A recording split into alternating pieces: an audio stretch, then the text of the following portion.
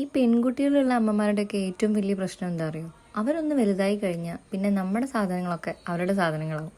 ഇതിപ്പോൾ ഞാൻ എൻ്റെ മേക്കപ്പ് പ്രോഡക്റ്റ്സ് ഒക്കെ ഇട്ട് വെക്കുന്നൊരു ഷെൽഫാണ്. ഇതിലിപ്പോൾ നിറച്ചും എന്താ ഏതാണെന്നൊന്നും എനിക്കറിയില്ല. ഞാനിത് ആഴ്ചയ്ക്കാഴ്ചയ്ക്ക് ഞാനിത് ക്ലീൻ ചെയ്യും.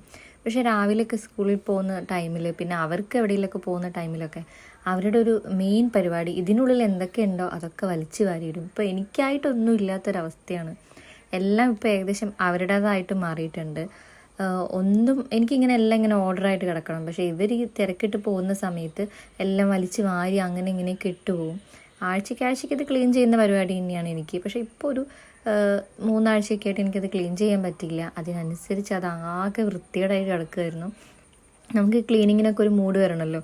അപ്പോൾ ആ മൂഡ് വരാൻ വേണ്ടി കാത്തിരുന്ന് അവസാനം എല്ലാം കൂടെ എന്താ ഏതാ എവിടെയാണെന്നൊന്നും മനസ്സിലാവാൻ പറ്റാത്തൊരവസ്ഥ. പക്ഷേ അങ്ങനെയുള്ള അവസ്ഥയൊന്നും അവരവർക്ക് വേണ്ട കാര്യങ്ങളൊക്കെ അവർ എടുക്കും കേട്ടോ. എനിക്കത് എങ്ങനെയാണെന്ന് എനിക്കിപ്പോഴും മനസ്സിലായിട്ടില്ല. ഈ കിടക്കുന്നത് കണ്ടാൽ തന്നെ നിങ്ങൾക്കറിയാം. ഇതൊക്കെ ഒന്ന് ഓർഡറിൽ വെച്ച് നമ്മൾ എടുത്ത സാധനം എടുത്തെടുത്ത് തന്നെ വെച്ചിട്ടുണ്ടെങ്കിൽ എല്ലാം സെറ്റാണ്. പക്ഷെ അതിന് മാത്രം അവർക്ക് പറ്റില്ല. എന്തൊക്കെ ഉണ്ടോ അതെല്ലാം അതിനുള്ളിൽ കൊണ്ടുവന്ന് ഡംപ് ചെയ്യും.